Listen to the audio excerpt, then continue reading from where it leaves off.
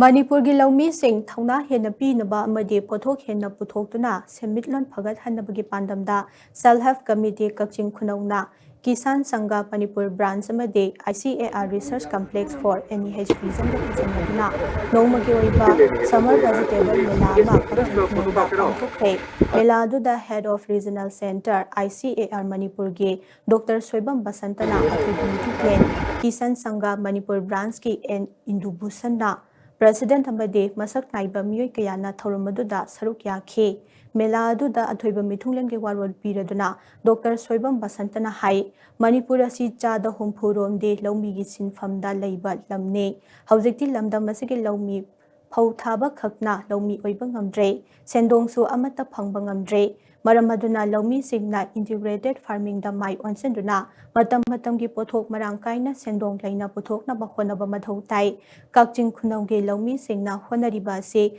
Matau Tamzaningai Ti Adubo Sijanariba Lawu Pathab Technology Amade Khusukulai Singa Side Matamga Junaba Ohena Bahona Honaminaba Jange Masida ICAR Amade Marilainaba Department ga Khusamnaduna Ahenba Pothok Puthok Minaduna Lamdamasige Semilon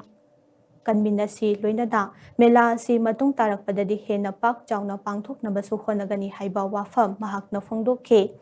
Nakalamaronda Mela Adu da Saruk Yakibe Self-Help Committee Kakjing Khunauge Secretary KH Paleshwari na Hai Haukiba Chahi Khara Sida Kakjing Khunauda Tarbus Marangkaina Puthokpada Natana Yonbadasu Yamna Nungairame Adubama Palamdagi Pusilakpa Tarbus Sarubadage Angang Naba Yauri Haibagi Pawa Bana Hauzek Tarbus Yonbada Awapa Mayuk Nare Cherakasida Horticulture Department na MIDH 2025-26 ki Makada Anoba Market said Amasabiduna Lomi Singi Awaba Kokan Bibagi Damak Department Nasibo Mahakna Tagatpa Fungdoke Stol Tara Taruk Hangduna Pangthokiba Mela Duda Tarbus Muxmelon Thabi Khamen Maiden Khongdrom Karoda Khabi Chinar Chujakna Chingba Polam Kaya Puthokna Athoye Hintana Ke Athoye Hintana Baduda Ima Imoino Self-Help Group na Ahanba Kaboklay Self-Help Group na Ani Suba Amade Nachom Self-Help Group na Ahum Suba Take Makong Mathang Tarba Singda Hidakap na ba pump set amamam piduna pukning Tawat Kibaga Loinana